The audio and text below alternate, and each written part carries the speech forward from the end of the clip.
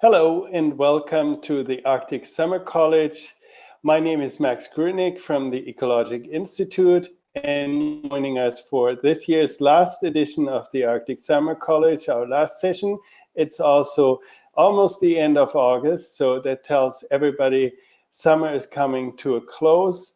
And I'm very excited about opening this last session here this year with having an inverse order. So we have the participants speak first, and then Victoria will take the second hour.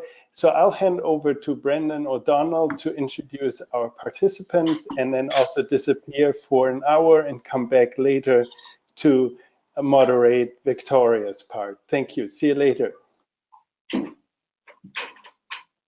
All right, thanks, Max. And as you mentioned, it's the end of the Arctic Summer College 2018, but endings are also a time for new beginnings, and so we will try something a little bit different. Jade and Sarah have graciously volunteered to go first this evening, so we will have them present their social sciences presentation, and that'll be followed by, as you said, Victoria Herrmann.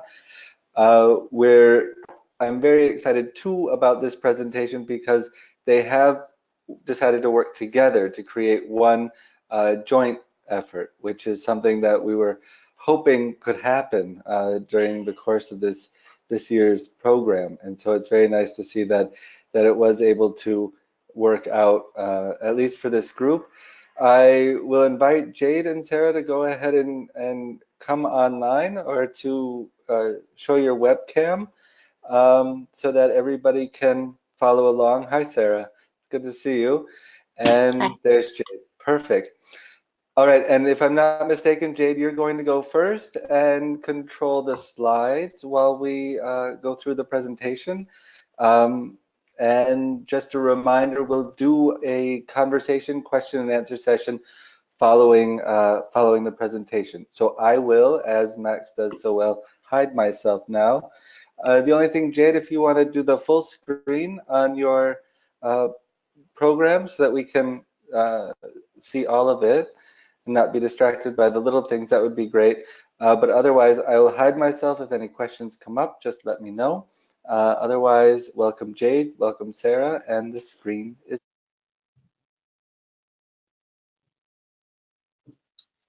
Hello to all. I hope you can see the presentation well. Yes. We will start. Thank you. We will start by briefly introducing ourselves again. My name is Jade, and I'm a researcher in the fields of social sciences, migration, and science and technology. I am participating in this Arctic Summer College also because I most recently worked on a project on traditional knowledge and livelihoods at the European Commission Joint Research Center, and was looking forward to further explore and learn more about the priorities.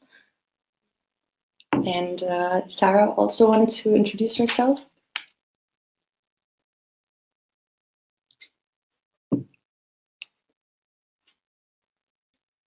Sarah? Can you hear me now? Yes. Sorry about that. Hi, everybody. My name is Sarah Abdelrahim, and I work with the U.S. Department of the Interior, which is a very large department in the United States with a lot of different responsibilities. We manage a lot of federal lands, including national parks, wildlife refuges. We also have responsibilities for managing the development of offshore mineral resources. We have scientific research responsibilities and also have some responsibilities to federally recognized tribes and Alaska Natives in the U.S. So a lot of our responsibilities are in the Arctic region, and I've done some work coordinating our department's work in the Arctic and our involvement in the Arctic Council. And yeah, was very interested in learning more about this topic of traditional and indigenous knowledge, and looking forward to speaking with everybody today. Okay, to begin, our presentation is titled An Overview of Traditional Indigenous Knowledge in Arctic Governance. And Sarah and I decided to further explore notions of traditional and indigenous knowledge, recognizing that knowledge plays an important role in the everyday life and well-being of the people in the Arctic, and towards sustainable future governance. Before, I want to say that this presentation will offer some examples.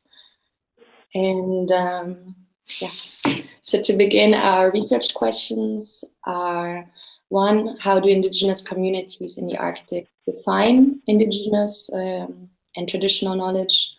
Second, what are good practices and important considerations for applying indigenous traditional knowledge?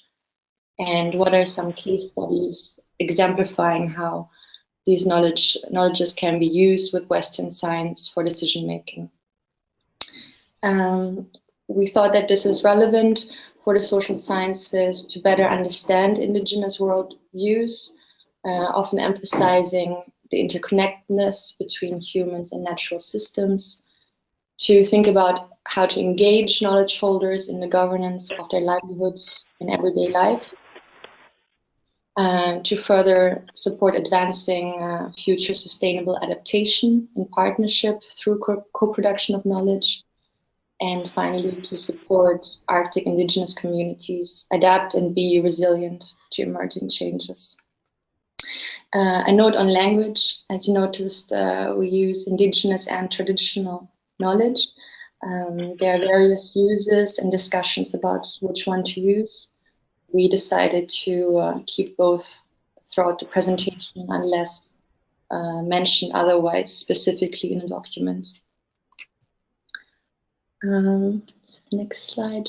So again, our presentation will first define indigenous and traditional indigenous knowledge, mainly as represented through permanent participants. Then we will look at cases of applying these knowledge systems, so good practices at different levels. And then we try to come closest to the voice of the people in our sources by looking at reports also authored by indigenous people.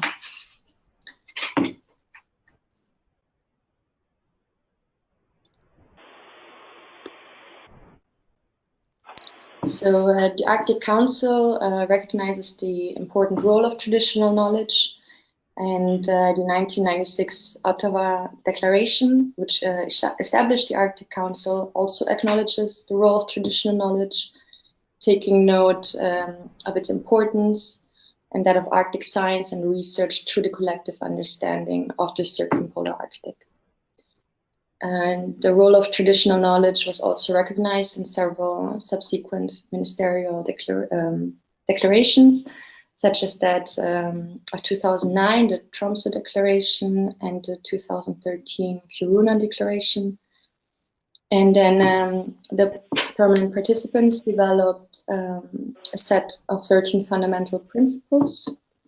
And we found this working definition to be key in discussing traditional knowledge. That is, traditional knowledge is a systematic way of thinking and knowing that is elaborated and applied to phenomena across biological, physical, cultural, and linguistic systems. Traditional knowledge is owned by the holders of that knowledge, often collectively, and is uniquely expressed and transmitted through indigenous languages. So it is a body of knowledge generated through cultural practices, lived experiences, including extensive and multi-generational observations, lessons, and skills. It has been developed and verified over millennia and is still developing a living process, including knowledge acquired today and in the future. And it is passed on from generation to generation. So there are many elements in this definition, and I would interpret it to communicate that knowledge is dynamic, it's preserved and transmitted by knowledge holders, the indigenous people, through the specifics of their language and over the course of generations.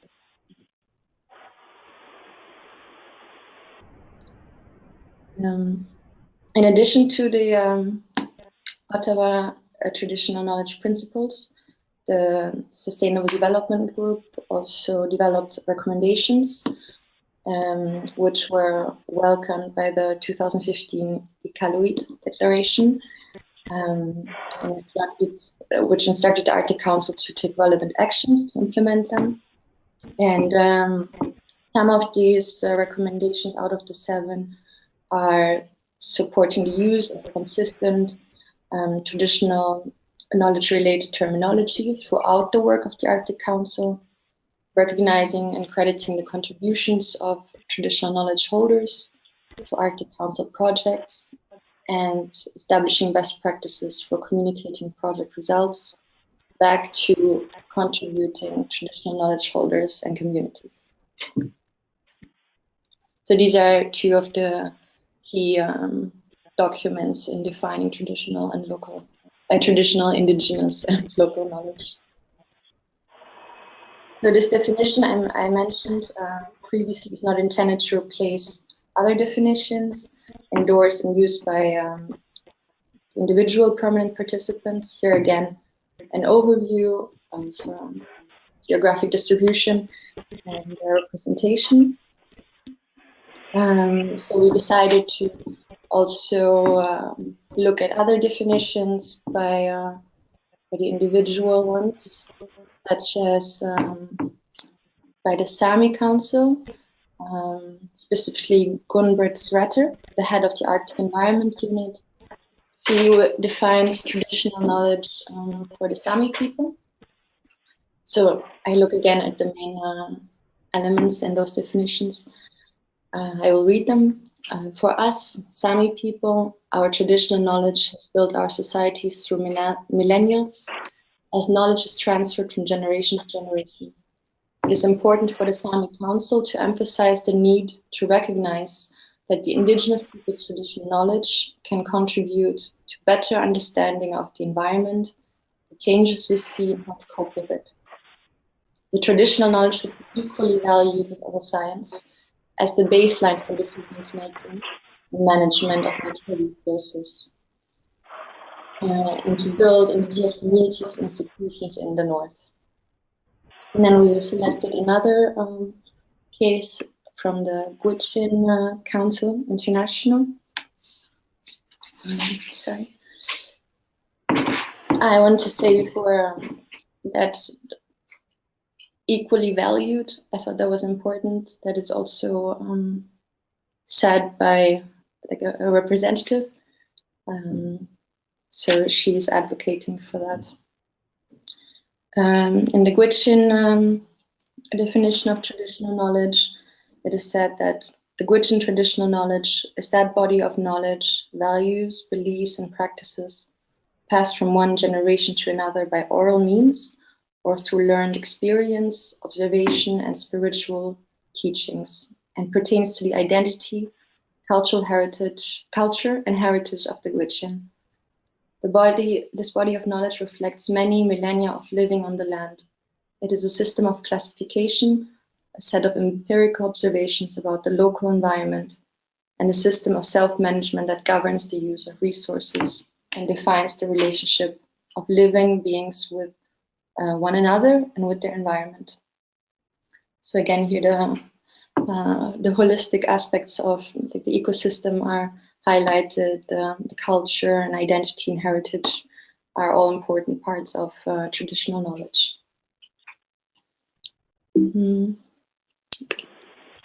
So to conclude with all the definitions in our first research question, we have some important considerations for the application of indigenous traditional knowledge.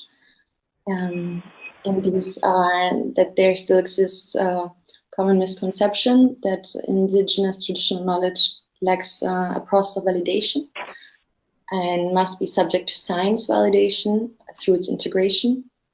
We prefer to use the term to complement and that each body has their own validation process. Second, many would argue that indigenous knowledge is validated through testing and transfer over generation, and knowledge that is found to be relevant and consistent over time is passed along to the next generation, so it goes through its own process of what is relevant. And Last, there's a growing recognition that indigenous traditional knowledge should be viewed as a knowledge system that is complementary to Western science. So this again relates to the first point. Okay, should I just move on? Sarah, everything is fine? Everything's good on my end. Sorry? Oh, sorry, you're good. You can go ahead.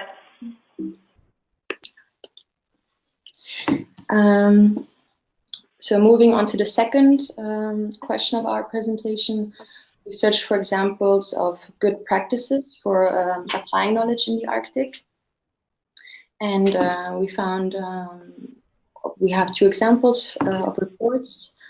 One of them is the Alaskan Inuit Food Security Conceptual Framework,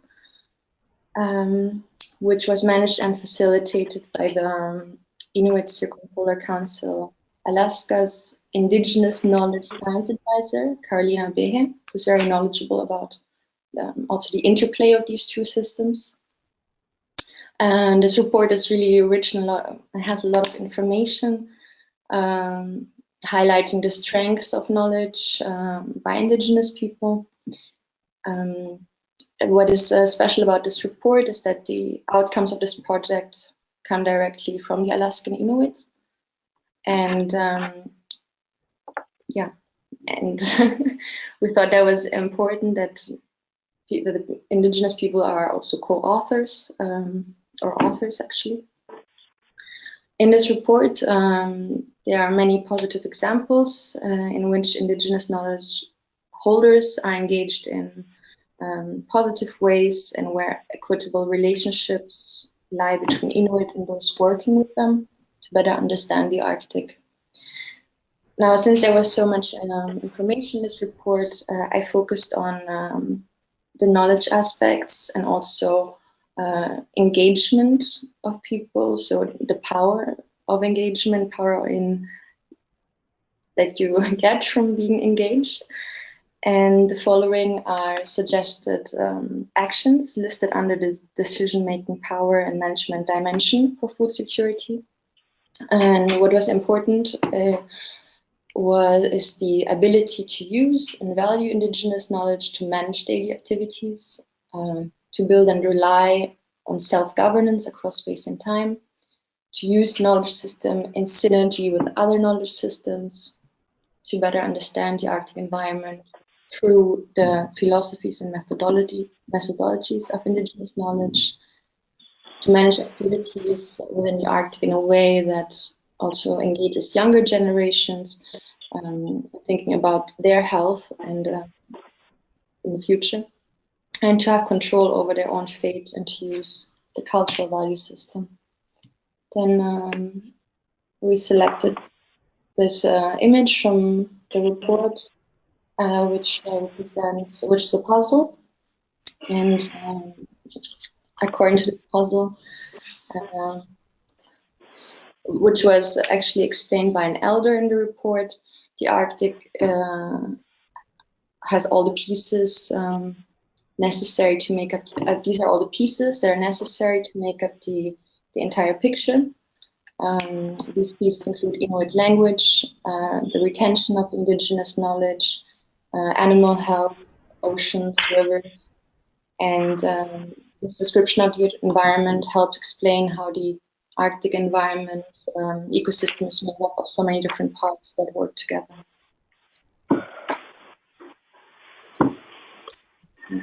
Then continuing the review of this report, and specifically about the co-production of knowledge and respect for and equality of knowledge systems. Yeah, again, it's already so well formulated in the report, so I just want to highlight some points. It is important that the collection of needed baseline data should be generated through scientific and/or Indigenous questions and methodologies. There is support to move toward a co-production of knowledge approach. It is important to develop indicators through co-production of knowledge based on both indigenous knowledge and science, and that cross over natural and physical phenomena. And it's important to enhance monitoring programs based on both indigenous knowledge and scientific methodologies, and to see which other technologies, for instance, can better aid the monitoring process.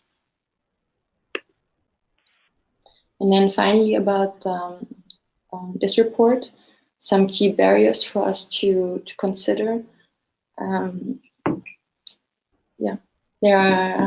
There's little synergy of information generated from natural and social sciences.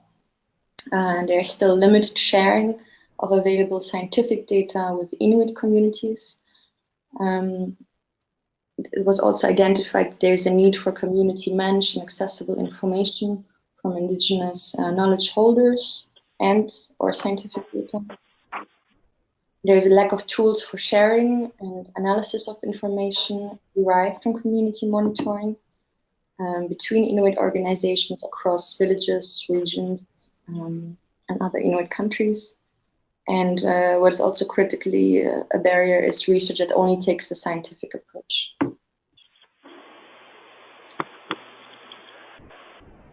So another report we identified is titled Arctic Traditional Knowledge and Wisdom, Changes in the North American Arctic, in which the authors state is a call for action for both scientists and Arctic indigenous people to work together.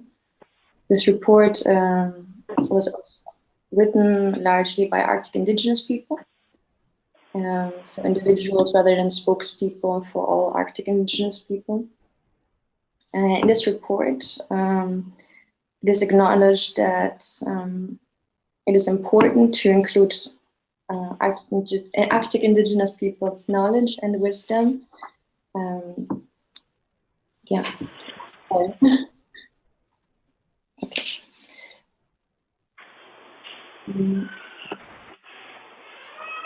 But what we wanted to highlight in this report is that it has good examples of the co-application of traditional knowledge and science.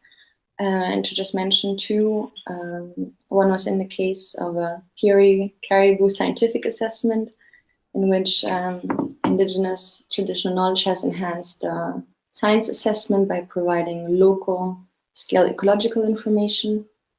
And another case is the polar bear research program, in which biologists and indigenous traditional knowledge holders in polar bear research have collaborated in several contexts. So finally, for me, there are several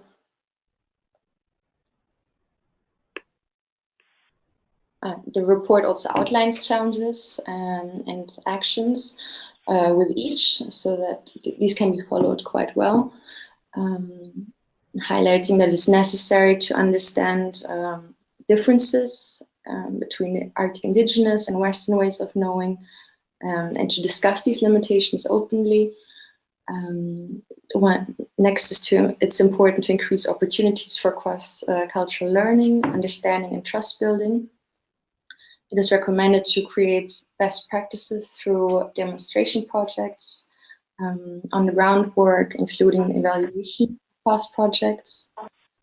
It is important to develop effective partnerships and or formalize systems of sharing among indigenous peoples and scientists. It is recommended to increase financial and other support for indigenous people and organizations to actively engage in research and science initiatives and to effectively address the concerns. To encourage equal partnership and participation at the outset and throughout research projects that affect indigenous people.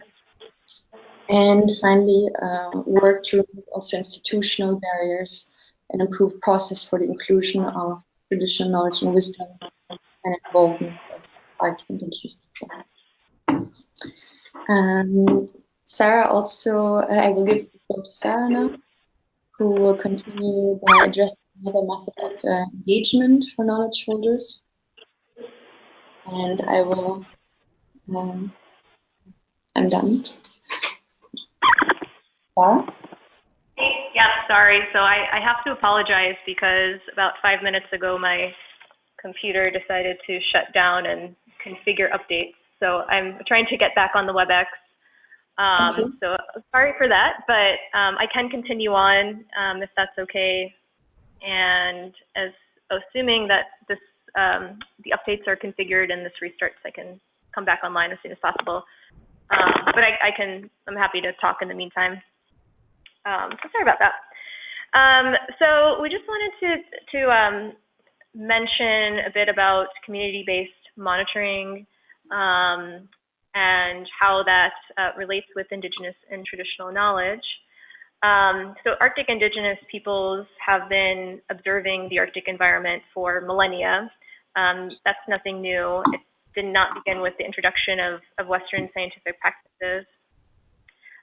So Indigenous peoples have always observed the Arctic environment, analyzed their observations, and passed down the reliable and consistent knowledge coming from these observations to next generations. So there's no widely accepted definition of community-based monitoring. There's many that exist, and a suggested one that came from a report that we'll talk about a little bit later on in the presentation is that it's a process for routine observing of environmental and or social phenomena led and undertaken by community members that can also involve external collaboration and support of government agencies and visiting researchers. So that's a definition that's rooted more in this notion of wider collaboration between Indigenous communities and other people outside of Indigenous communities. Most Indigenous communities in the Arctic are very community-based. So a lot of knowledge is not just shared from parent to child and passed down traditionally that way through generations, but knowledge is also shared with the community. Community-based monitoring has many advantages, especially in the Arctic, which is very vast and has parts that are very remote, where sometimes scientific methodologies can be very challenging and costly to implement. So community-based monitoring efforts can often be a nice complement to some of those scientific methodologies. CBM initiatives can engage Arctic residents, including Indigenous knowledge holders, and Indigenous knowledge, traditional knowledge can inform CBM efforts by determining what variables are of concern to the community and should be monitored, and what these initiatives, what kind of variables they should actually focus on. And they also serve a role in providing some additional historical context to observed data. The next slide, please. And so, next, what I'll do is just go through a few examples of how, how traditional knowledge has been collected, how it's been used, go over a few initiatives that have really highlighted the value of Indigenous and traditional knowledge. So the first one is a very simple example of a study that was published earlier this year that sought to better understand polar bear ecology in East Greenland. And the study actually got a lot of attention in the news. There were a lot of news articles about it. It was conducted by the Greenland Institute of Natural Resources and the University of Washington. And it's the first traditional knowledge survey of polar bear ecology in East Greenland in about 20 years. 25 full-time polar bear hunters from 2 settlements were interviewed. Tasiilaq is a community of about 3,000 people with 68 full-time polar bear hunters. And Ithaquoar Tuamut is a community of less than 400 people with 12 full-time polar bear hunters. So the aim of these interviews was to understand how climate change was impacting polar bears and better understand the impacts of recent hunting quotas. And compared to studies that were done in the 1990s, the impacts of climate change seem to be more pronounced. Polar bear hunters that were interviewed indicated that more hunting was being done from boats rather than by land because of thinner and more treacherous sea ice conditions. And 80% of the hunters interviewed observed an increase in the number of polar bears that were coming into town, but the reasons that were cited differed. Some cited that the hunting quotas introduced were responsible, and after those hunting quotas were reached, then more polar bears were coming into town. And some cited climate change, that polar bears were, with thinning sea ice, polar bears were spending more time further inland and ashore. So next slide. And my computer is starting up, so I think it's working. So just a little bit about reindeer herding and some efforts to bring attention to reindeer herder knowledge in the Arctic. You know, reindeer husbandry has been practiced around Asia for thousands of years, but is also practiced in Alaska, Canada, and Greenland. And as a result, there's a very robust body of traditional reindeer herding knowledge that has been developed over these thousands of years. However, because of a more rapidly changing climate and along with rapid development in general, the reindeer herding communities in the Arctic have been experiencing many challenges.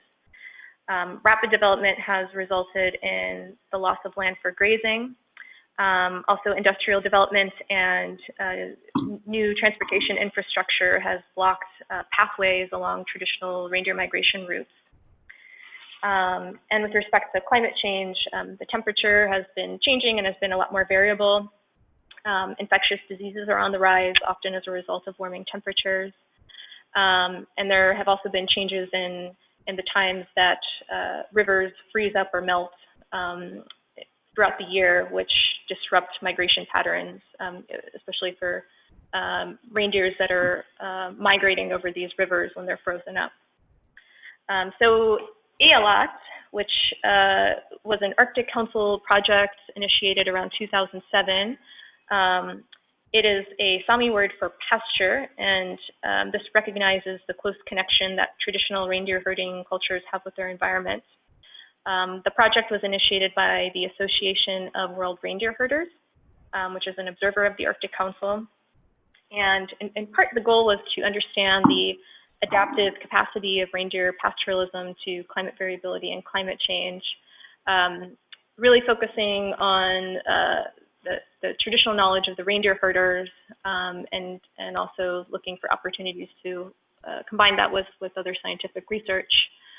The project included documentation of traditional knowledge through workshops and interviews with the Sami in northern Scandinavia and the Nenets in Russia.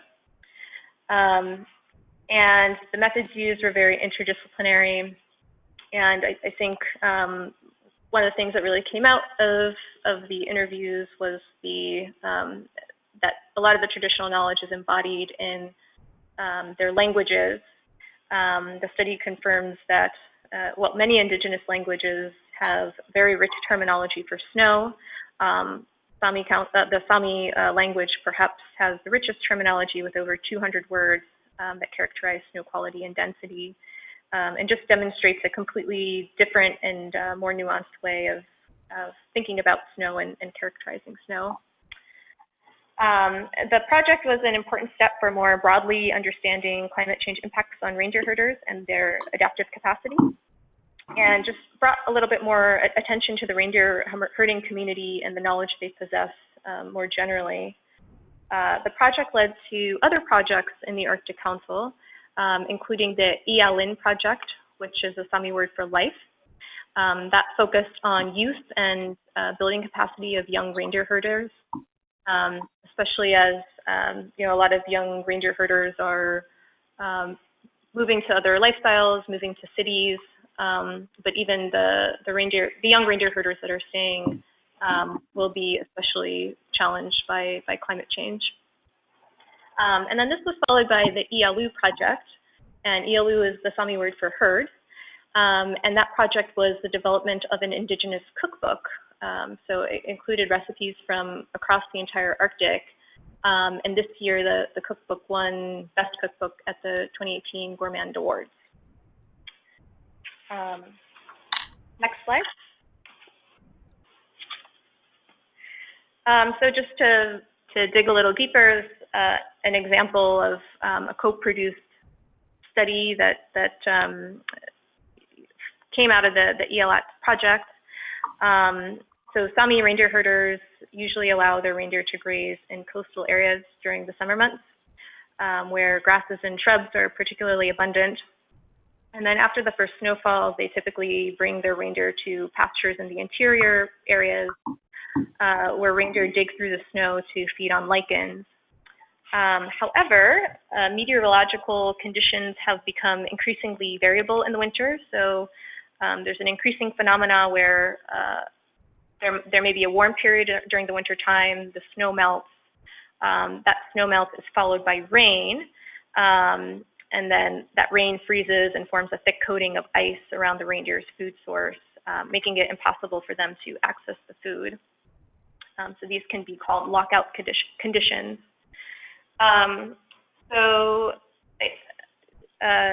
During the ELS project, there were models that were being developed to better predict snow conditions in Finnmark. And in part, those models were being verified through real-time field observations. A lot of the observations were made by thermochrons, which were provided by NASA. They helped take daily temperature readings. And those thermochrons were placed at various points along reindeer migration routes.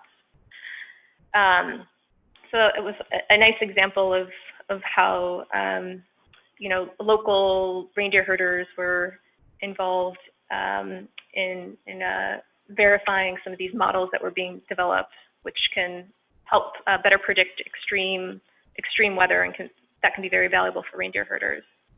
The ELAT project also identified some adaptation strategies that reindeer herders employ. So for these lockout conditions, it's been found that a sterilized reindeer often grows to be bigger and stronger than the rest of the reindeers in the herd. So by including a sterilized reindeer in a herd, the reindeer, because of its larger size, can more easily break through the ice layers, and that facilitates access for the rest of the herd. Next slide. And this is just kind of a summary slide that shows the various stages where reindeer herders' knowledge can be particularly valuable. They can help identify key challenges and research questions, such as the challenge of lockout conditions that reindeer herds are facing. They actually participate in research and monitoring, and have a lot of knowledge about potential adaptation strategies. Next slide, please.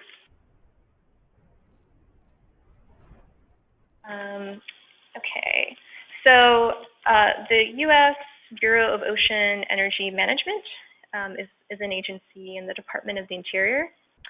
And BOEM, their mission is to manage development of U.S. outer continental shelf energy and mineral resources in an environmentally and economically responsible way. In Alaska, BOEM is responsible for managing resource development in areas along the Beaufort, Chukchi, and Bering Sea, as well as the Gulf of Alaska. And BOEM also has an environmental studies program, which was initiated in 1973, and that program has authority to develop, conduct, and oversee research that informs Bureau policies and decisions. So BOEM actively uses traditional knowledge and scientific information for decision making, and that's further described, and some more specific examples are provided in a paper that was published last year. And can go to the next slide. And I'm going to try to join the webinar in the meantime again.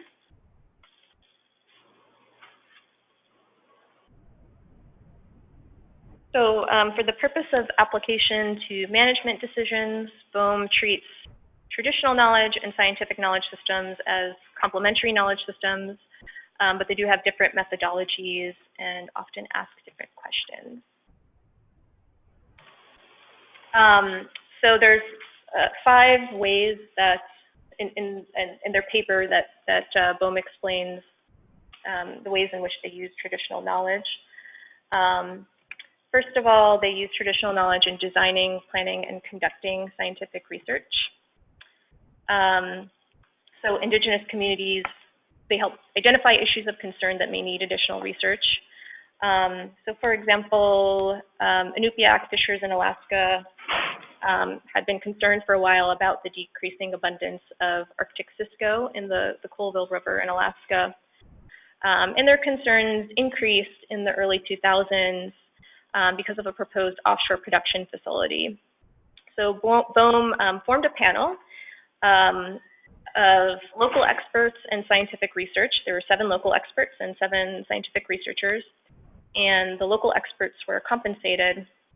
The experts informed questions and hypotheses to be tested, and as the research went along, the panel provided feedback, on initial results of the research and provided alternative hypotheses when appropriate.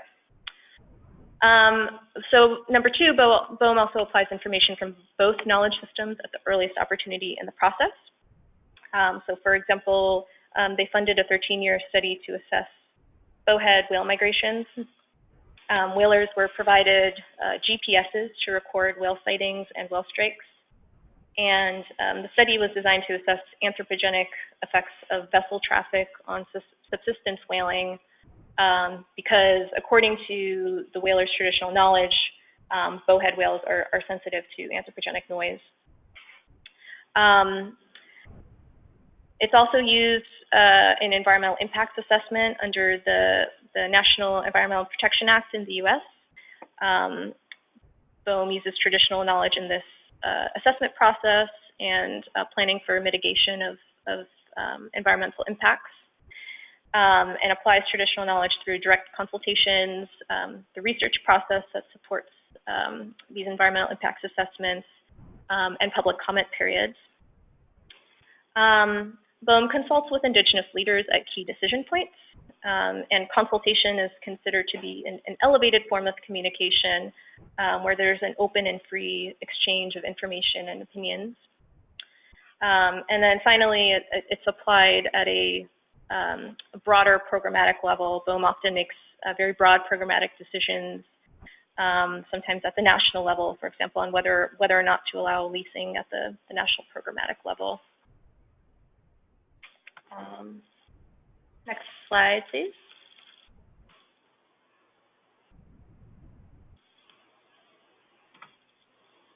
I think I'm rejoining here.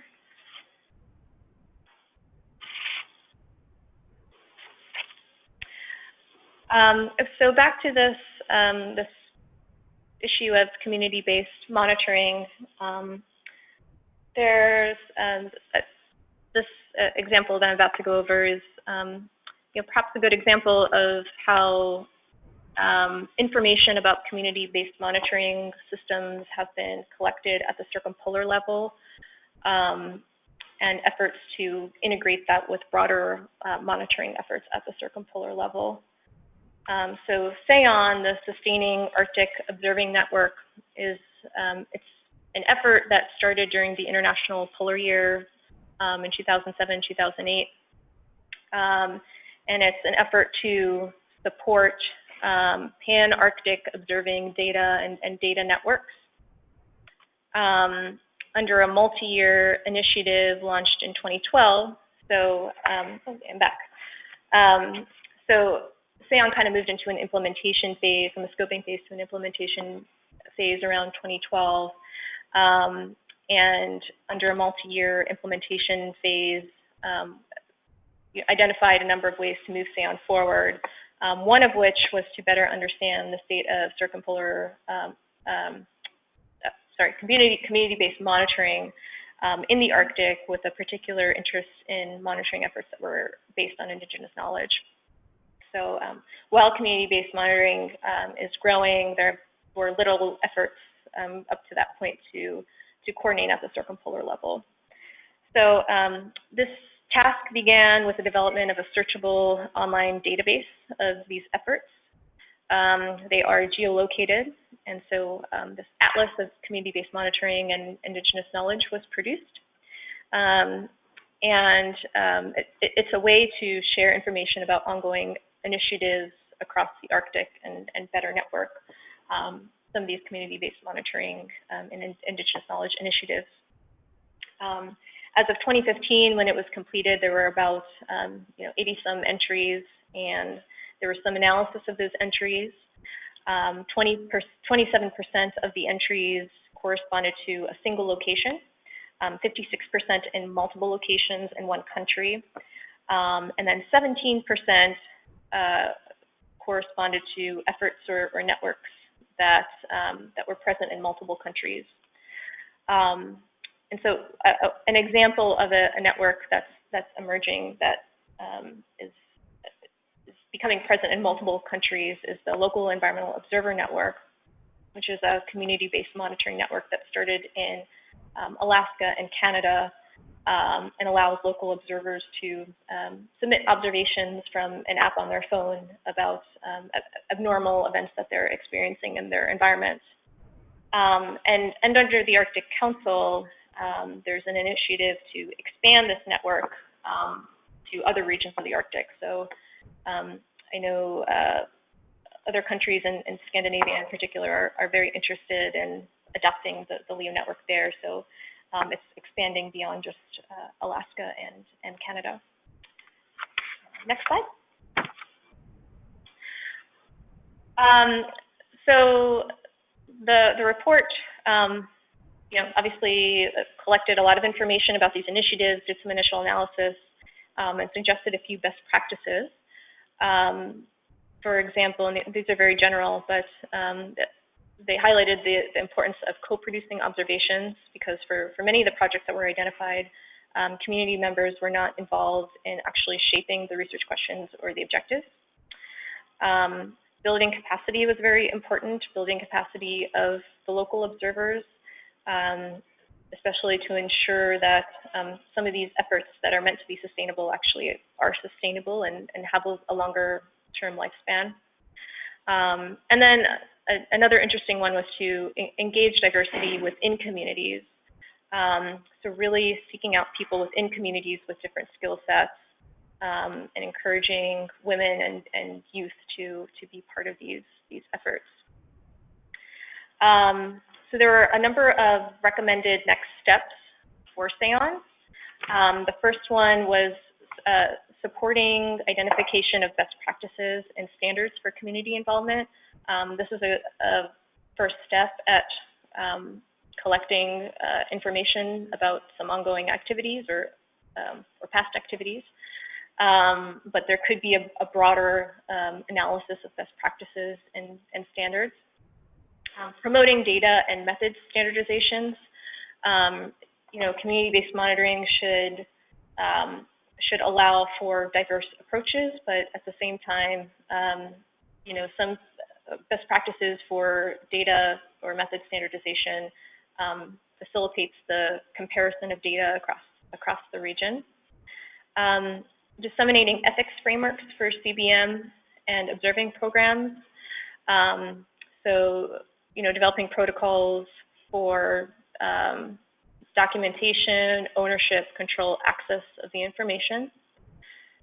Supporting the development of platforms that facilitate connection and network building. So this atlas of community-based monitoring and Indigenous knowledge initiatives was a good first step, but further supporting efforts to build these networks across the Arctic.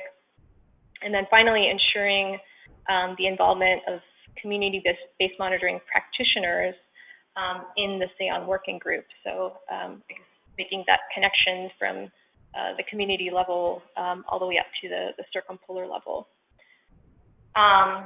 And finally, I'd just mention that there was an external review of SAON in September of 2016, and the atlas was cited as one of the most valuable contributions of SAON to date. So that's my last example. And yeah, thank you very much for the opportunity to present, and we'll take any questions and welcome any feedback.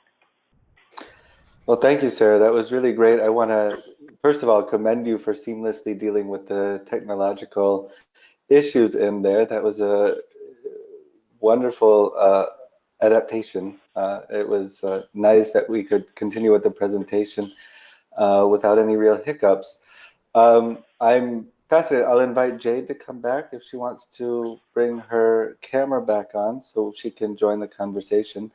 And of course, first and foremost, I want to open up the floor, if we will, for questions from the audience, from your colleagues in the Arctic Summer College. And oh, okay, do we already have? And it looks like Diane already has a question. So Diane, I'm going to go ahead and unmute you, and you can go ahead and offer your question to our presenters. You can go ahead. Interesting. I'm curious. I teach a lot about evidence-based decision-making and policy analysis, and what I'm finding is that there is huge resistance or pushback to evidence. So I'm wondering if you see the same resistance and pushback to traditional knowledge, and if so, how would you recommend dealing with that?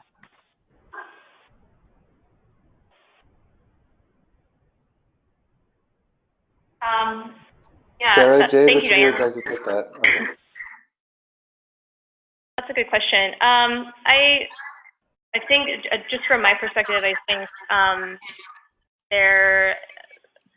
think there's a growing recognition of the value that Indigenous knowledge can play. I think there's just still a lot of misunderstanding of, you know, exactly what role it plays.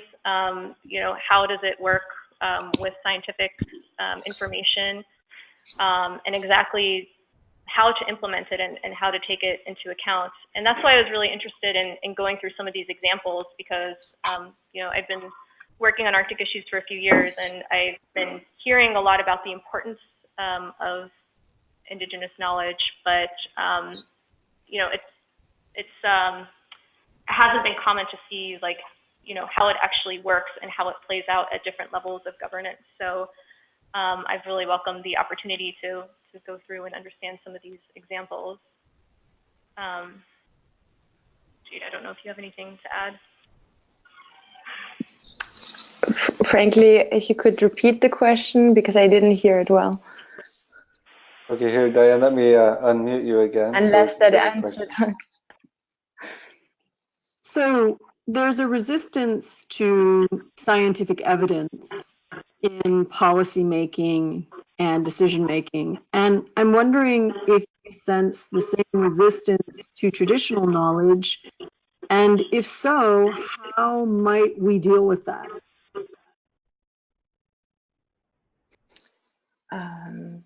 I mean, my response would be through more collaboration on the ground. I mean, encouraging more researchers to work with Indigenous communities, more policymakers to be, I don't know, reaching policymakers really. To follow up, if I may, on what Diane was asking, because I think that is a very important question, and I think that's something that your presentation dealt with very well, which was, you know, it's a social science sort of module, and we looked at the community-based and the Indigenous approach to data collection or understanding the environment. And when you say more interaction or more engagement, not only with researchers who may come from a more, we'll call it, just for simplicity, Western methodology background, so these people, but then also policymakers, what level do you find to be most effective when dealing with these engagement protocols or these practices. Is this something that should happen at the state level? Or is this something at the subnational level? Is this something that these communities can work through together, individual universities or even individual researchers? What are the best entities, so to speak, to interact with this sort of knowledge sharing process? Yeah, I mean, I think it needs to happen at all levels. Perhaps it's easier to start at the community level because maybe the issues you're dealing with are a little bit more concrete, and it's a little bit more challenging at the higher level skills of policymaking.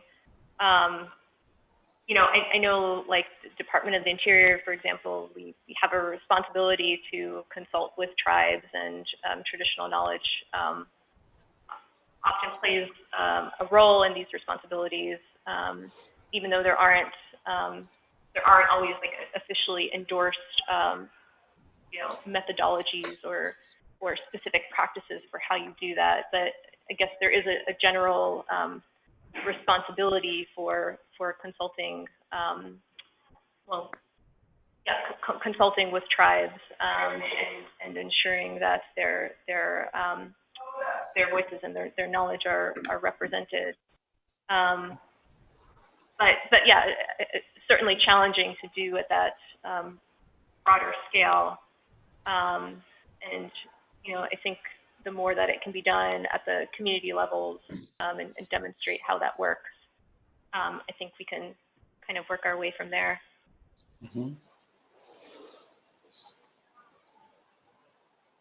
I agree with Sarah, and she has more experience in this field, so I agree with you. Well, Jade, one question that I wanted to direct toward you. You were talking about some of these definitions and how some of these communities define traditional or indigenous knowledge themselves, which becomes very fascinating, of course. One thing I appreciated was this discussion of the lateral distribution or this horizontal distribution of knowledge. It's not just the genealogical, it doesn't just come from parents to children or generational, but it gets spread throughout the community in an interesting way. And you talked, I think it was the Gwich'in community that talked about empirical observations but balancing that with identity, culture, and heritage. Can you think of, and then of course, Sarah also talked about the importance of context in understanding data and information that's accepted. Can you talk about maybe and it sounds awkward to say this, a specific example, or can you think of an example of how empirical observation can be augmented by or improved by this this addition of identity, culture, and heritage? Or even from our own lives, is that something that we can learn also outside of the Arctic? What does that actually mean in terms of scientific information that we're accepting and processing and applying to policy? And I invite both of you to answer that, because I think this becomes kind of a crux of the issue.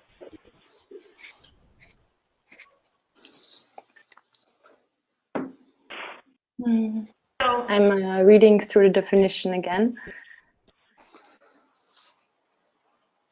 Sorry, so Brendon, sorry, but can you maybe summarize your question in like a few words? I think I understand. Very basic, yeah, very basically, when you take empirical observations and you add this context or any kind of data and you add context, whether it be based on this identity, culture, heritage, or anything else that helps to define what indigenous knowledge or traditional knowledge is to these communities, how does that change it? How does that change our understanding of that information? And so that it can be used in a different way than maybe just those observations would be on their own.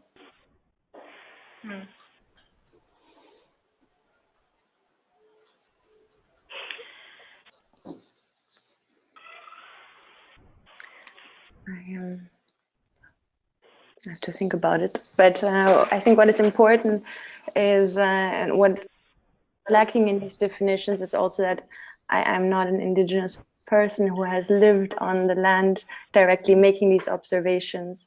And I mean, I wish I could contribute with that to the presentation, but so I would rather reflect a bit more on an example before giving one.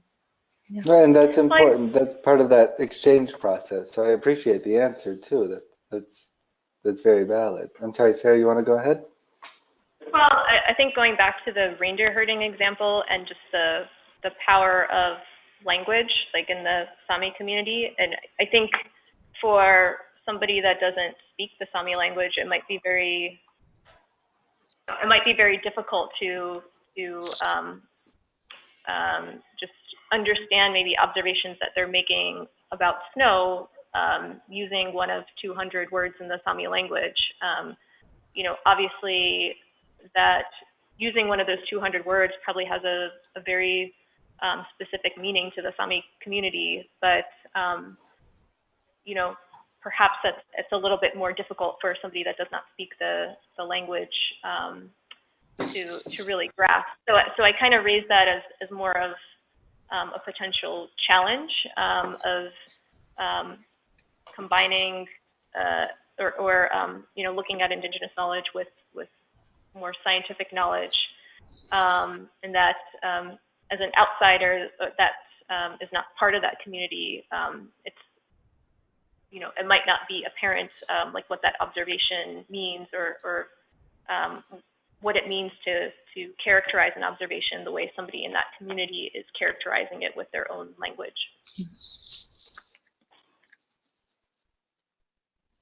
No, I think that's exactly right. And what Jade said, I really appreciate, because in a sense, you reiterated that, Sarah, this idea that the language of these cultures, these identity issues, they really do present a different picture. And while we might not be able to, from the outside, understand all of the details of the picture, those aspects do help paint a different picture. And so it does alter our view of it. So I really appreciate that. I want to commend both of you. I really appreciate the fact that you did a joint presentation. It was very successful. I think I greatly appreciate it. I know that Andreas wants to say something as well. I'm going to invite him to say something for a minute before we jump to our second presentation of the day. Hello, Andreas. It's good to see you in the sunny gardens of Berlin, and please go ahead. Yeah, I was just reflecting on the discussion that we had, and I think it reveals that we, in asking the question, are using a cultural context that is shaped by our own rational and scientific training.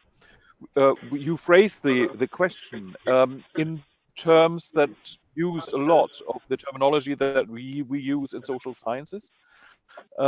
And most of our scientific understanding, even the way in which we formulate questions, is itself embedded in our Western or Southern culture, in our modern scientific culture, including the drive towards quantitative knowledge. We value quantitative knowledge higher than non-quantitative knowledge.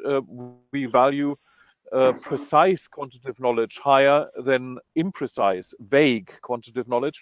There are a number of biases that we have, and I think that rather than trying to say that there is a cultural context with the indigenous knowledge that needs to be explained to us and somehow it needs to be justified and controlled, we should be aware that we ourselves create the problem because we're approaching this not with a cultural perspective that is tolerant and perceptive, but by imposing the conditions of our own knowledge onto the knowledge that we receive from the indigenous peoples. So I'm holding you up the mirror and say, look, Brendon, this is something that works both ways. And I think we should ask some of the indigenous peoples about their views of our rational scientific culture in which we approach them with our requests for information. Perhaps the fault is in our own behavior, in our own framing of the questions. Well, yeah, and that's something that we talked on briefly last week, which I found very fascinating in the conversation, which was specifically that so many people from Western science are now looking to indigenous cultures to help understand climate change and what's happening in the Arctic environmentally.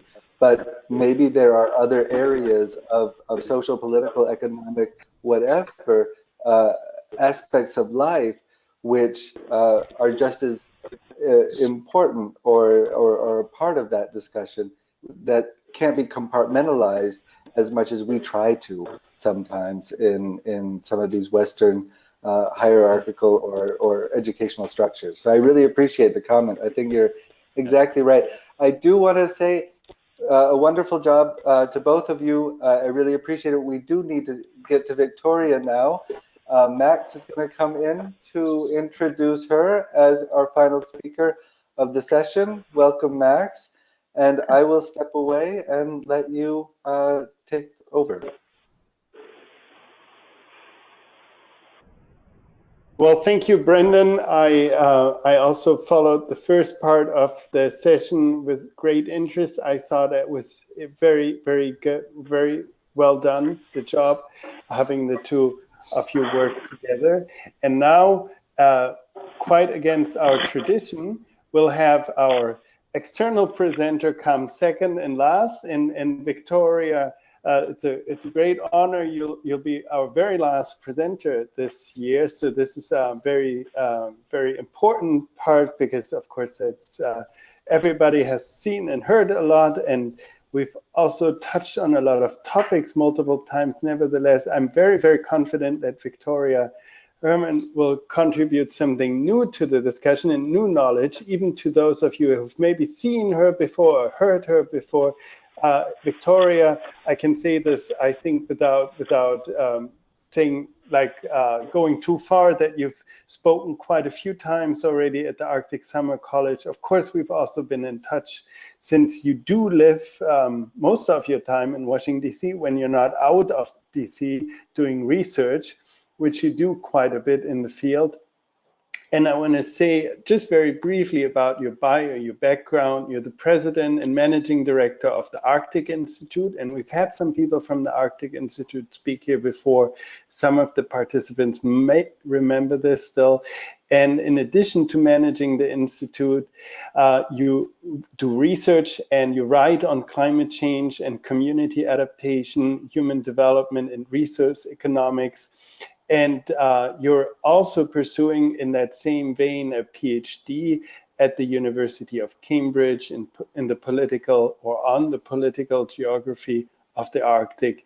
And I have to admit, I forgot it, what exactly the background was again. You won a very prestigious grant just 2 years or 1 year ago, which was one of these innovation funds. What was it called? The JMK Innovation Prize. Yes, exactly. So this is also, of course, a great achievement, and hopefully will yield a lot more very exciting research results.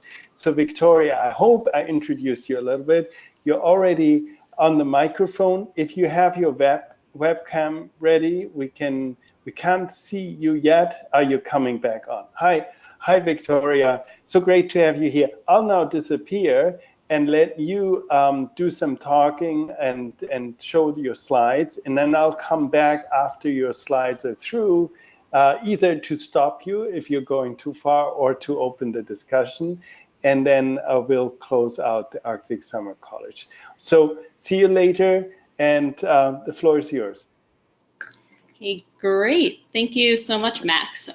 So like he said, hi everyone, I'm Victoria. I have finally finished my PhD, so that part of my life is behind me. Can everyone see my screen right now? Yes, we do. Okay.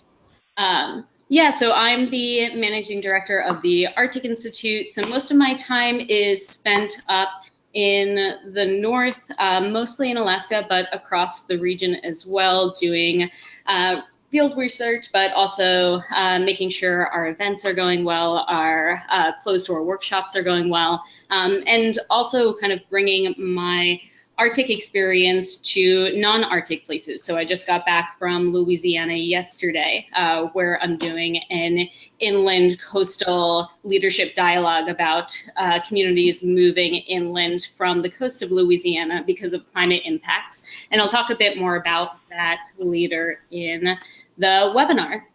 So we're going to spend the next hour talking about loss and damage in the Arctic. So some of you may have heard about loss and damage before, but we'll do a brief overview of what those terms mean in relation to climate change, then move on to how we communicate loss and damage in the Arctic, and what repercussions those communication types have for our relationship to communities facing climate relocation and migration. Then we'll move into possible better ways of communicating loss and damage, and finally some non-governmental action that is happening around loss and damage, and have plenty of time for questions. And the hope of giving such a broad presentation is that we'll hit on a lot of different types of social science research and action in this. I'm sure throughout this entire summer, you've heard from many different disciplines, many of which either are within social science or are tangential to social science. But here we'll touch on psychology, we'll touch on geography, on communication studies, and on political science, and really give you a breadth of what social science work can be in the Arctic, and maybe give you some ideas for how you can incorporate these disciplines into your own work or your own studies. So jumping right into it, what do we mean by loss and damage? So we generally think about climate change action as mitigation of reducing our greenhouse gas emissions, or of adaptation, making sure that we are adjusting our societies to the impacts that we can no longer avoid to make families, communities, neighborhoods as safe as we can. But there's a third pillar to climate change action. Loss and damage are the repercussions that we can no longer avoid and that we cannot cope with or adapt to. So these are impacts that go beyond the point of human action to help save a building, a cultural heritage, a community, and you have to look beyond adaptation to document loss and recover as much damage as possible. Loss and damage as a term has three different categories. We can define loss and damage as economic loss and damage. So those are things that we can ascribe market values to. So think about a property. When it falls into the sea from erosion, we can pinpoint how much money that house costs. Even though it is lost, we can attribute some type of economic number to it. There's also non-economic loss and damage, which is a bit more difficult to quantify. Those are items for which we have no market value. So they have indirect value, intrinsic value, symbolic value. And in the next slide, we'll talk about some of those cultural implications for non-economic loss. We can also think of the limits of loss and damage. So with a hard limit, adaptation is no longer possible. There is no opportunity to try to save what is being impacted by climate change. There's also a soft limitation, and that's when we do have adaptation strategies, but those adaptation strategies have the potential to make things worse than they already are. So an example of that could be a seawall. So a seawall might help a community stem the tide of erosion and eventual relocation, but it might completely change the dynamics of a barrier island and make the situation worse for many more communities further down the shoreline. So it's a matter of, is there a limit, and how are we defining that limit? Are we defining it based on any adaptation possibility or a relational adaptation possibility to see what other risks we might be imposing to other communities if we implement that strategy? And the last is just a very simple loss versus damage. What do we mean by these two terms that are often grouped together? So loss are things that cannot be recovered. They are things that are impacted by quick onset disasters, so things like hurricanes, or slow onset disasters like drought or erosion that cannot be recovered and will be lost completely. Then there's damage. So those are impacts that can be recovered, but there is incredible economic and non-economic damage. So we can think of this as an ecosystem moving northward. So it is damaging in that it is reconfiguring subsistence lifestyles and cultural heritage, but the impacts can be mitigated by documenting what's being lost and also adapting to the shifting ecosystem. So going back to that first point about economic loss and non-economic loss, to give you some Arctic-based examples of that so we can really understand what is meant in policy documents and in actionable discussions around climate change. Economic loss has two big categories. There's livelihood impacts. So this is the loss of crops. So those can be subsistence-based crops or larger scale agriculture. So you can think of berry and green picking. You can think of reindeer herding. What is the economic loss to that community from climate impacts? That also includes employment. So you can think of this as crafts in Alaska and the implications of shifting marine ecosystems and how that relates to materials available for craftswomen and craftsmen, and also rent. So are climate impacts making coastal real estate higher? Are they making insurance more pricier?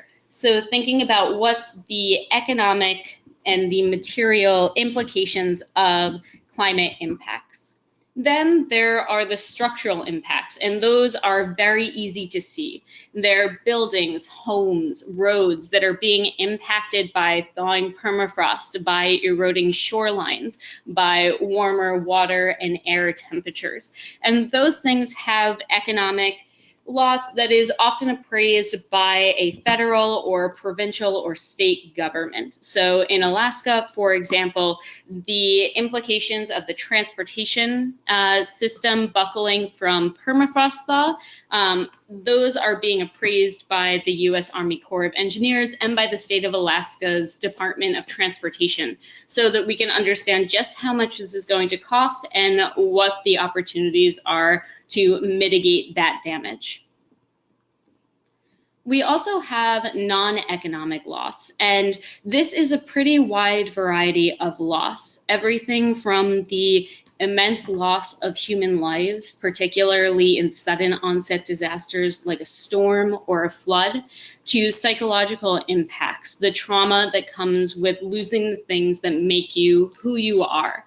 And the pictures here, you can see a few different examples, archaeological sites, graveyards along the coastline that are simultaneously being impacted by both permafrost thaw and by shoreline erosion, because that shore-fast ice is not forming or is forming much later, and those waves are coming in much quicker and eroding graveyards and other important archaeological and historic sites for communities. And this has not just tangible implications, but also spiritual and traditional implications for losing things that might not be able to be documented in time because of a lack of resources and the quickness with which these impacts are occurring. So we're going to start on the policy side of loss and damage in the big picture of what the world is doing, and then focus in specifically on the Arctic, and then even further into Alaska, which is, again, where most of my work in the Arctic takes place. So I wanted to give everyone a general timeline of how we came to agree on where we are today with loss and damage policy at the international level and just how long we've been working on this. So it's been near 30 years since we started the conversation on loss and damage. And in 2013, the culmination of all of these conversations at COPs from 1991 all the way through to Warsaw resulted in the establishment of the Warsaw International Mechanism on Climate Change, Loss, and Damage. And this is the roadmap to how every country that has signed the Paris Agreement and that is involved in Conference of the Parties at UN climate change negotiations is dealing with loss and damage. So 30 years is a long time for us to get to action on loss and damage. If you think of the relatively quicker action points of climate change mitigation, although that was off to a rocky start as well with the Kyoto Protocol and eventually the Paris Agreement, why did it take so long for us to agree on just dealing with loss and damage and acknowledging that it is an issue and that we have to put resources, time, and energy to not just talking about it, but also doing something to help communities in need of assistance? A big part of that was this conversation about compensation or reparations. So similar to the reasons the Kyoto Protocol was not as successful as it could be, developed countries in the UN climate negotiation process feared that this would be a mechanism that they would have to pay out to developing countries for the damage that they had caused from emitting a disproportionate amount of greenhouse gases in the global GHG inventory. And this would be a form of reparations or monetary compensation for what they had done. And this was problematic for developed countries because they were looking at very large bills for helping the developing world to adapt and to mitigate their own transition to a low carbon industrial economy. So keeping an eye on how much money that they were willing to provide in UN action, they felt that they would rather put their money towards actions on climate change mitigation of those greenhouse gases and eventually adaptation. But the compensation for loss and damage, the things that had been lost because of their own greenhouse gas, pushed them over the limit. In 2013, that changed partly because of the Paris Agreement momentum that we were moving towards something monumental in the years to come, and that there were strong national leaders that were showing up at climate negotiations from a variety of countries across North America, Europe, Asia, Africa, and Latin America that wanted to push things forward. And so in 2013, the Warsaw Mechanism was established. And right now, it is still in its early years. It has a 5-year roadmap that it's currently rolling out from COP22 in Morocco. But this established some expert groups, of which I'm a part of one, an enhanced understanding of how loss and damage impacts vulnerable people and societies, hopefully developing some concrete tools and recommendations, and eventually putting resources into those tools and recommendations so it is not just a paper document. So it's quite difficult to assess loss and damage in the future. So we know what loss and damage has already occurred, and we can predict with climate modeling what loss and damage is likely to occur. But to graph that onto what symbolic values, what non-economic loss is going to come with those impacts is quite hard to quantify. And the UN climate process is very keen to quantify the loss and damage so that they can pinpoint what resources are needed for those tools and recommendations. We got a bit closer over these past few years, which I'm not sure if the science side of the Arctic Summer College had talked about this, but I think this is one of the most exciting climate science areas right now is event attribution. So this really exciting scientific inquiry of how can we attribute extreme events to climate impacts and what is the relationship between individual hurricanes, cyclones, other quick onset disasters to the global climate change. And we've gotten much, much better at this, and we are now able to pinpoint, how much worse a hurricane was because of climate impacts. How much more likely was a severe flood or a wildfire because of climate impacts? And this has direct implications for loss and damage, because we can now say that a fall storm that hits the west coast of Alaska was this much more likely to occur because of climate change. And therefore, it should be considered within climate change loss and damage and considered for resources through those mechanisms. So this brings us to who is impacted. This is a combination of societies, communities, individuals that are either economically, socially, environmentally, or politically vulnerable, so that there is an absence of adaptive capacity to deal with climatic changes. And this is mostly in the UN climate negotiation process. The least developed or developing countries, so low-income countries that share the brunt of climate impacts, that they see disproportionate amounts of loss and damage despite their limited greenhouse gas emissions. But this definition is problematic for the Arctic. So we well know that all Arctic peoples, cultures, and histories are located within some of the most developed countries in the world. And if we are defining how we appropriate loss and damage resources, tools, and recommendations to developing countries and least developed countries, that means that in our current framework of the Warsaw Mechanism, the Arctic in its entirety, so all 4 million people that live in the Arctic cannot access the Warsaw Mechanism tools, recommendations, or roadmap as they stand now. So what can we do to alleviate loss and damage in the Arctic? There are many more than 2 things, but because we have limited time and I want to save room for questions, I'm just going to go into 2 pretty distinct areas of social science, one in communication studies and one more on the political science side, to give you an idea of what can be done beyond the more limiting policy framework that has been established in 2013 and we are continuing to work on at the international level. So the first is changing the narrative, and the second is non-governmental action.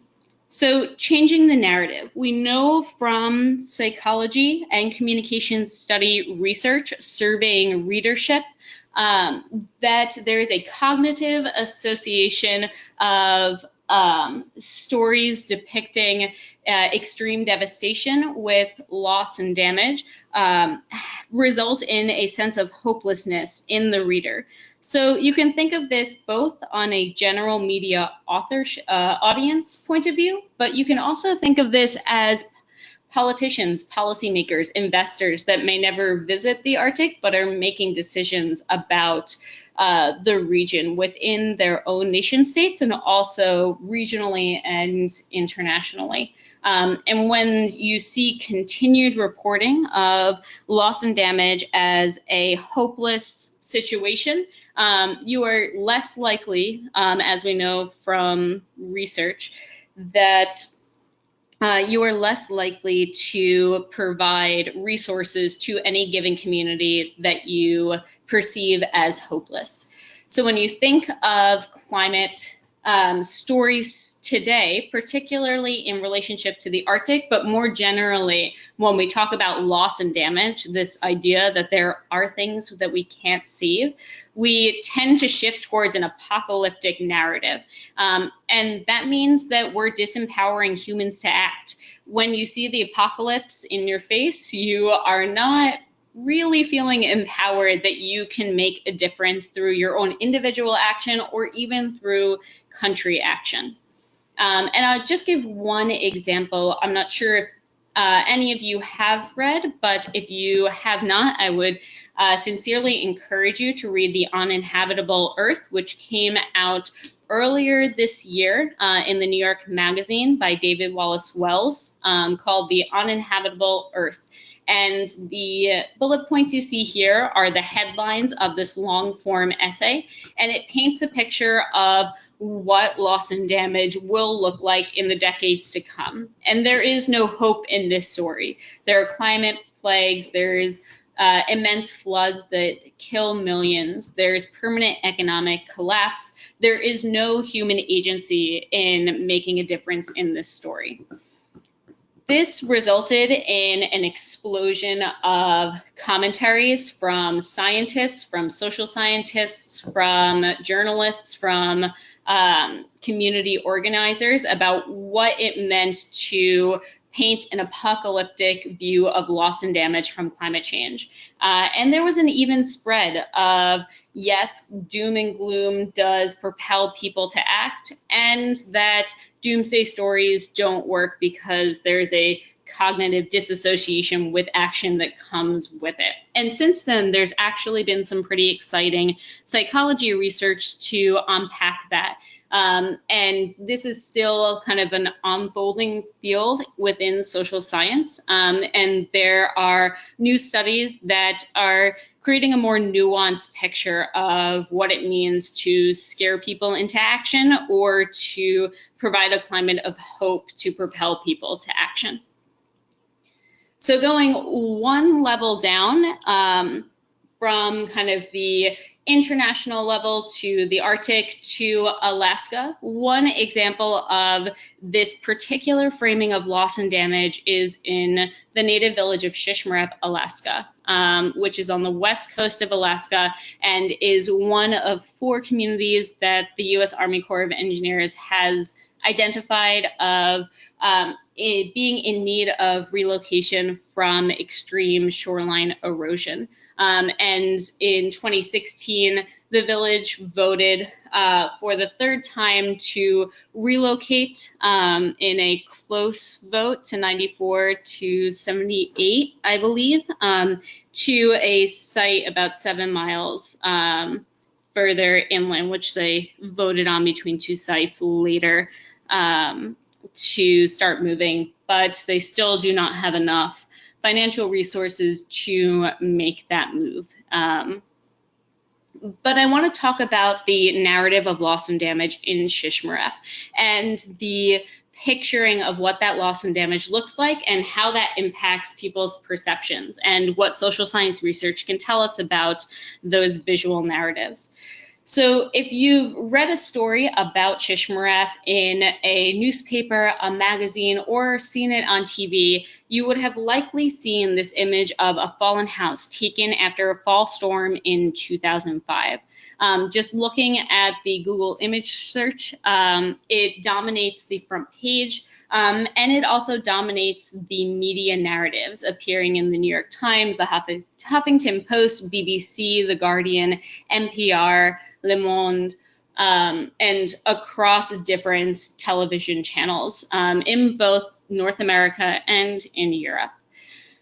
So what does it mean to use a single image of a fallen house to represent a living community taken over 10 years ago to define what loss and damage means for vulnerable coastal communities in Alaska? I want to focus on 3 things that you can see in this image. The first is the idea that we are projecting a narrative of decay. And that we are aestheticizing that decay. So we are making it visually appealing by how we're photographing it and how we're circulating it. The second is that we take this object of a fallen house outside of the community of a thriving 600 residents, a multi-generational community that exists just beyond this frame. And then the last is not placing this in relation to a contemporary timeline. So having this again be 10 years ago, but also not having any indication of where we're putting this loss and damage of climate change. So the first, digging a bit deeper into the readings of this loss and damage narrative, is that there are no people in this picture. And while this is the case of Shishmaref, this is also the case in Newtok, Alaska, in Kivalina, Alaska, and in other communities facing climate relocation. If we do a visual discourse analysis, so going through all of the publications, the mass media publications of communities that are being forced to relocate from climate change, over 85% of those visuals do not include a human.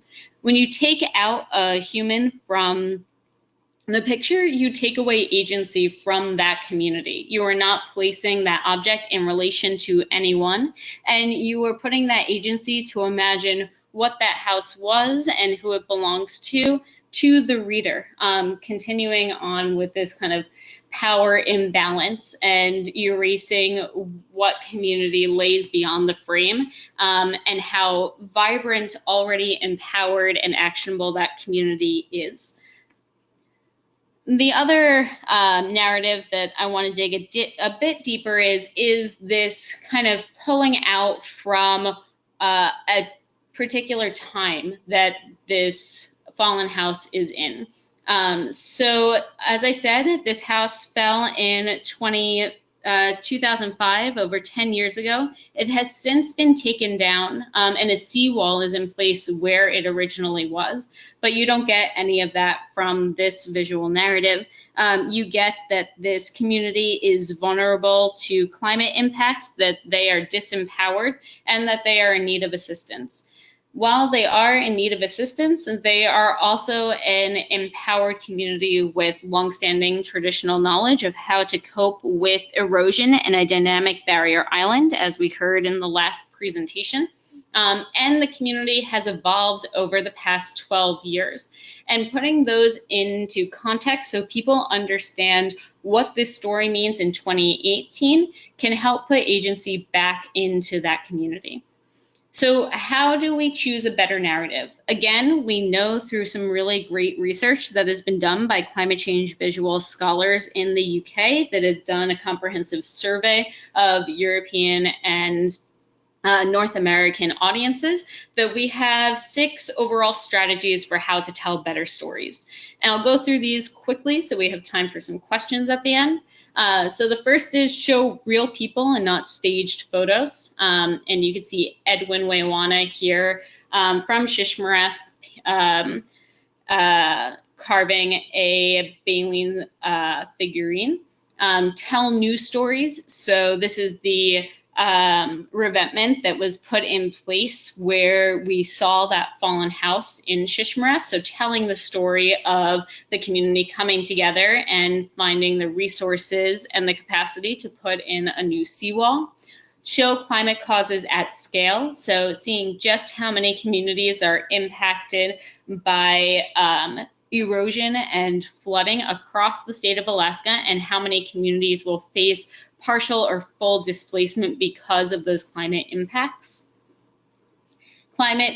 Using climate impacts that are emotionally impactful. So here you see the reading of the vote to relocate Shishmaref in 2015, and again showing real humans and important actions that are taking place that put back agency into the community. Show local but serious climate impacts. So this was a community workshop in Shishmaref around creating sealskin boots and sealskin gloves, and having a conversation about how those two activities are being impacted by shifting ecosystems. And that's a really localized but important climate impact. And then finally, understand your audience, which kind of should be a given, but just understanding that there is a serious distance between many climate loss and damage stories and the audiences that you are trying to persuade to action or to understanding or empathy. So I'll just give a quick shout out that if you want to check out more of my work on climate change, loss and damage, and storytelling, my project that was funded by National Geographic in 2016 and 2017 is called America's Eroding Edges, where I interviewed just over 350 coastal leaders across the United States and US territories about what climate media narratives were getting wrong about loss, damage, and displacement, and what we can do to change that narrative. And then moving on to what I'm doing now, so that non-governmental action. So if we know that there are many communities facing loss and damage issues that will not be picked up by international action like the Warsaw Mechanism, how can we provide those communities with the resources and assistance that they need to ensure that their visions are achieved? One thing that I'm doing that Max already alluded to, if anyone has questions about that, through the JMK Innovation Prize, in the next 3 years, I'm building out a skills-based volunteer platform. So going back to those 350 communities and connecting them with pro bono assistance around cultural heritage preservation in relation to climate change impacts, and that's partnered with the National Trust for Historic Preservation and the Union of Concerned Scientists. But we're also working with international working groups outside of the Warsaw Mechanism, which we will have a 2-day meeting if anyone happens to be in California next month for the Global Action Summit to talk more about loss and damage and cultural heritage. And having annual meetings to bring people together to talk about what these loss and damage impacts are for communities within developed countries and how we can support them. And also having side events at climate change negotiations to talk about this loss and damage and cultural heritage conversation, and again, how we can move to action despite the international framework leaving out the Arctic and other regions like it. I will leave that there so we could have time for questions, about 20 minutes. So yeah, thanks everyone. I guess I could put my camera back on. Yep. It's already on, so we see you.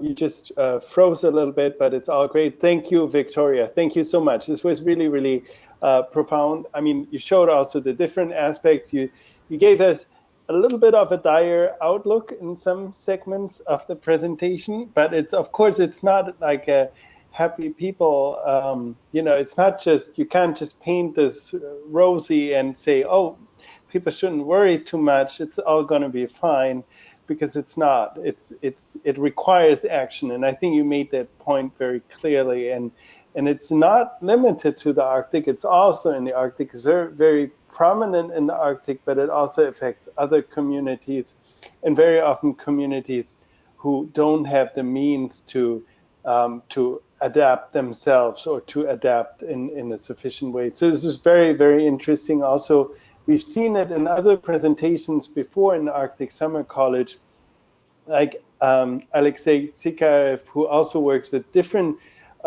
indigenous groups across the globe. So it's really interesting where people kind of break the boundaries. And yes, we are the Arctic Summer College, but it's also important to look beyond, also to see what we can learn from different places for the different challenges, and maybe look for solutions. As you said, it's time for questions now. So I want to tell everybody we still have a few minutes. We have about 15 minutes left to discuss and ask questions. It's a great opportunity to have you here. I mentioned this in the introduction, and Victoria, I'm thoroughly impressed with the amount of work you do, the amount of projects. I'm extremely fascinated, and I have to say I'm really sorry I won't be there in San Francisco in September for the Global Climate Action Summit, but I will send this information to other people I know who will be there. So this will be definitely a very interesting event. I want to ask you. So you mentioned that you have now this JMK Innovation Fund project running. So this is going to be, is it a 2 or 3 year activity? It's a 3-year. 3 year. But you're still based in Washington, D.C. primarily, or do you consider going elsewhere? What's the future outlook on your activities? I am currently based in DC.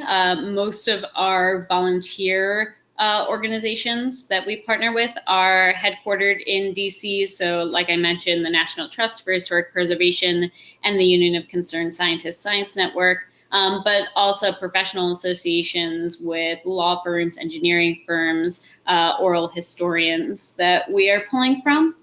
In the next few years, I can imagine that I will not be in DC and might relocate to Alaska or other communities that are more on the assistance side of the project. So that could also be Louisiana or Hawaii or American Samoa.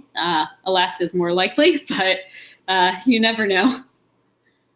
Yeah, and it's a very interesting point, and you bring that up. I just want to throw that in. We're going to go with a different project. Actually, Brendon and I will both go in just a couple of weeks to Louisiana, to New Orleans, and have 4 days there with different speakers. The focus will be less on coastal adaptation and more on a circular economy and zero waste society. So it's slightly different. But we also definitely want to meet some people. If you have recommendations, just shoot me a message. It's a little bit maybe inappropriate to bring that up in the webinar, but I thought it's a good time now. So we'll be there. I'll send you some names that you could connect to. Perfect, perfect. And of course, I want to ask you, so a lot of your work is still very, apart from the Arctic, but the adaptation focus you do now is very focused on, let's say, North America. And what are your thoughts? Because in Europe, we have also, rising sea levels and coastal erosion. And of course, some European countries and communities are very wealthy, but not all of them are, and not all of them are in a position where they can secure their cultural heritage. And then if we look beyond Europe, we also have challenges in other parts of the world as well. So what are your thoughts about connecting internationally or to other groups? And is that just for next stage, or is that something you already look at? It's something I look at a bit, but definitely more for the next stage. So one project that is just getting started that I think I mentioned earlier in the presentation is this pilot series of workshops that are bringing together coastal leaders in Louisiana and inland leaders in Louisiana to discuss future climate displacement and how communities can effectively receive climate displaced persons within the state, given that there is a lot of economic and racial tension between these communities. Most communities that are being displaced in coastal Louisiana are Native communities or are historic Black communities that were established in the 1860s. And most communities in inland Alaska are predominantly white communities. And having already tensions between those groups, providing an opportunity for dialogue around climate displacement and relocation preemptively will hopefully help build some social cohesion to come together around what shared identity points and what particular social safety nets and cultural nets are needed for a the best possible receiving process is something that, while piloting in Louisiana, can hopefully be replicated not just in North America, but across Europe and really across the world, because there will be thousands of these community displacements and inland migrations. And if there's a successful model of participatory action between community leaders, that you can preemptively start and understanding what the successes and failures are of this pilot in Louisiana can hopefully help us to broaden that out in the next step and see what other community organizers, nonprofit organizations can benefit from that model. Yeah, no, wonderful, wonderful. And I have to say, I really admire that you go so much into really the communities and really engage with them. And it's also a longer process, so it's not a one-time interaction.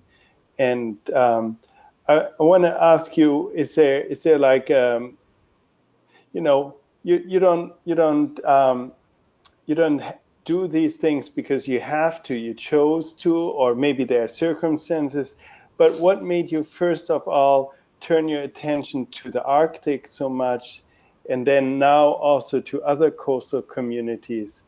Do you have an answer to that? If not, that's okay too, because it's just a very personal question, but how did you get into making this the focus of your work?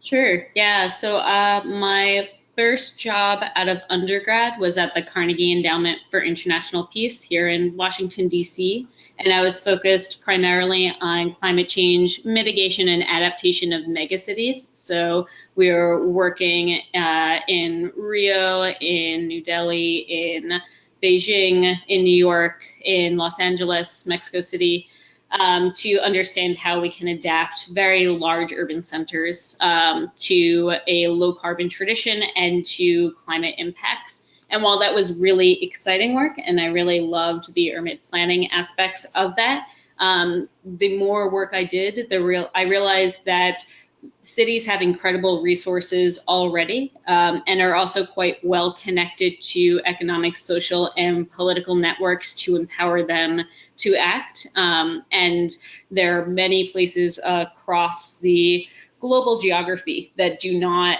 have those networks in place or those resources. And one place in particular that caught my attention was the Arctic as a region. And as a next step, I kind of took a year to listen more to what those impacts meant in Canada, and did a Fulbright award there, and just took a year to listen and kind of continued on. I think that listening to communities and internalizing what communities are voicing, and then as somebody who is in a significantly more privileged position, acting as a connector rather than as a voice in itself, but someone who is able to go to many places, synthesize what leaders are saying, and then understand from a regional level within the Arctic or a national level on US coastlines or US territories,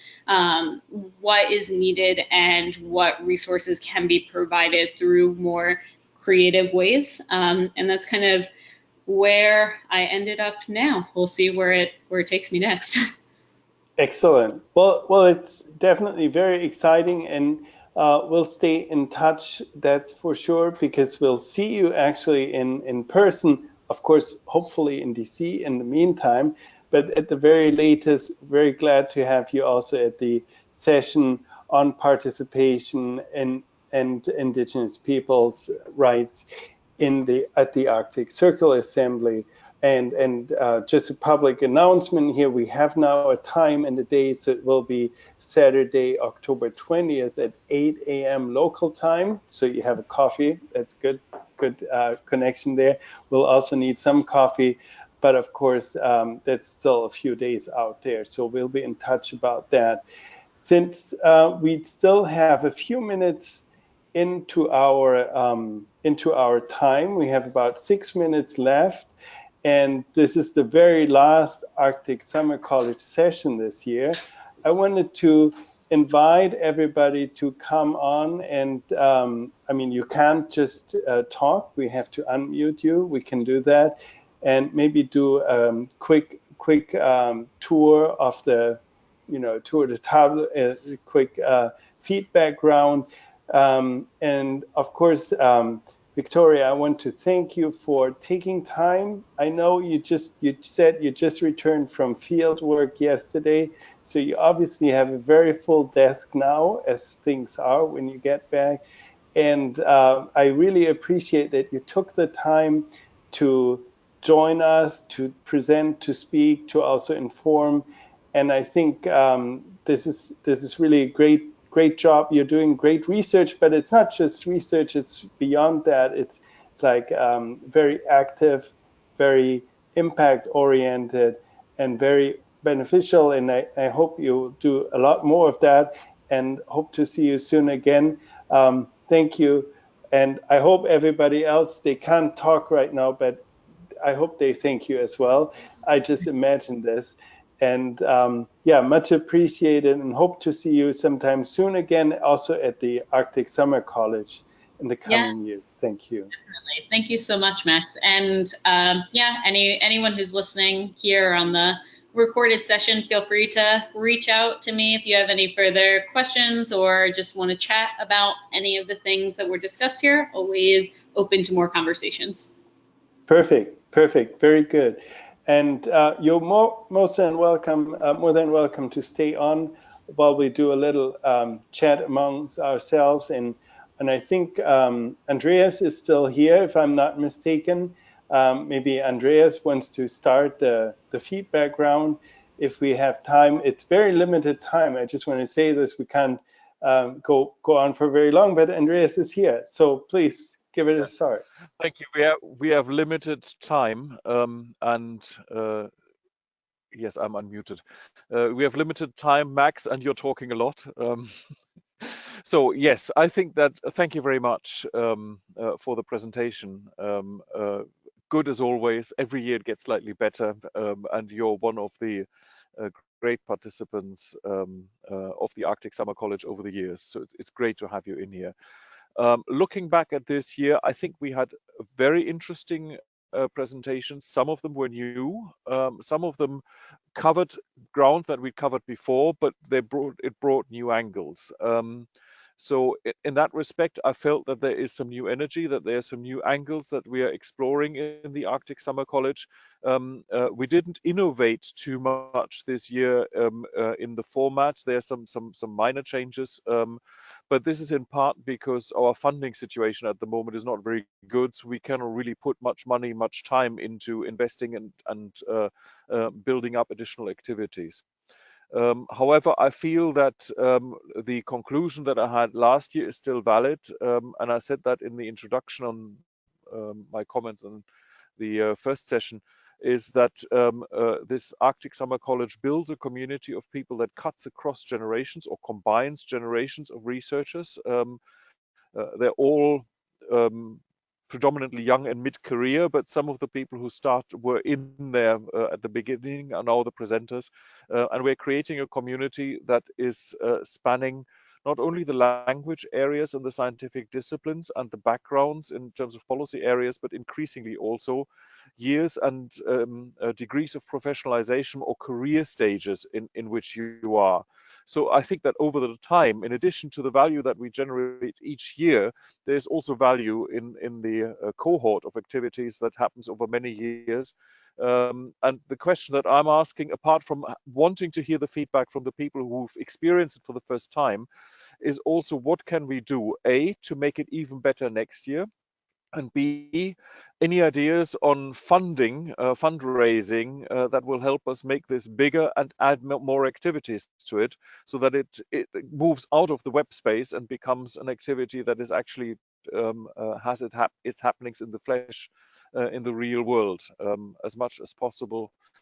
As great as it is to go to Reykjavik and celebrate this Arctic Summer College and advertise it and make the connections that we need in order to make this happen, it would be great to have a little bit more activities of that type. So ideas are welcome. Thank you.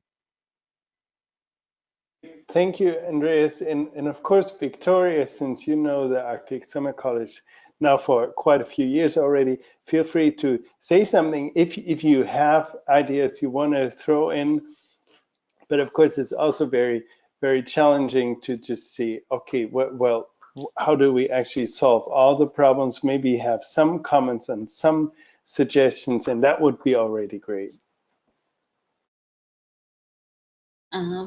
Yeah, I think that being privileged enough to be part of the Arctic Summer College program and also part of the ELEAP program, which is also a program run by the Institute that brings together energy and climate young professionals, or energy and environmental young professionals across Europe and North America through study tours and engagements. One thing that I find particularly great about ELEAP is the opportunity for the community ELEAPers to take on organizing themselves and to continue the conversation beyond just the study tours. So as an example, there are occasional happy hours that we get together. Anytime that we are in the same city, we get together to have dinner or just discuss kind of where we are and reflect back on the study tour. We have a Slack channel to talk about climate change adaptation in cities,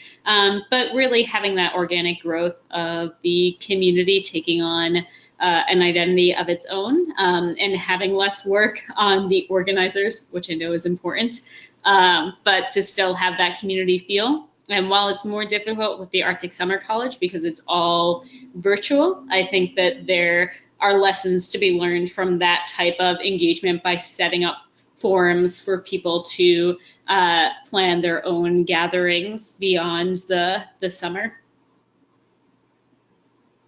Excellent. Well, thank you, Victoria. I think both you and Andreas, you pushed a little bit in that direction of having more than just the online component and how important the in-person interactions are, and meeting actual people in reality. So this is a very good hint, and I think we've had already discussions here about how to evolve this in the next years. And I think it goes in the right direction, in the same direction. I wouldn't say right direction, but similar direction. And I take this as an encouragement. It's really great to hear that.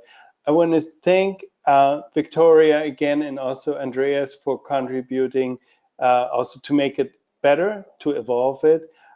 Maybe Brendon, you want to come on the screen for farewell. It's 8:02. Summertime, Central European summertime, which means it's you want to talk? Yeah. Oh no, I'm sorry, my connection is a little bit off here today. No, I wanted to reiterate some of the ideas that were mentioned about evolving the program, and I'm really looking forward to the people we had as fellows this year in the Arctic Summer College continuing to participate, because what you all did this year, differently from any other year as far as I'm aware, Max can correct me if I'm wrong, but is to really be the Arctic Summer College program as well, not just passive listeners, but actively engaged in it. And it was a little bit of a trial and error, and we seem to have succeeded quite well. We had presentations for every single module, which was quite good. I think there are ways to develop that a little more, but for the most part, I'm really happy that those who participated this year have become part of the college, and I hope that that continues. As Andreas often says, it's this community, it's this fellowship that exists beyond the screen, although it's also virtual in many ways. But beyond this screen that we have in front of us today, there are opportunities to connect, and I hope that you all take advantage of that. I hope you reach out to us if you have ideas or questions or interests in maybe pursuing further research, if you're looking for connections, but to use this as a resource as well as the Facebook group and these other avenues for exploration to really connect with each other. One thing that we found is that the Arctic covers so many different regions, perhaps more than any other niche area that we study. And so I think that this is one of the greatest opportunities in studying the Arctic, to connect people who may otherwise pass through life without engaging. So this is a really great opportunity. I hope you take advantage of it.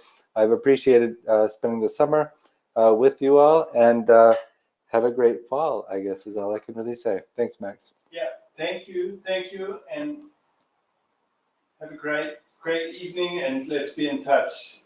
Thank you. Bye-bye.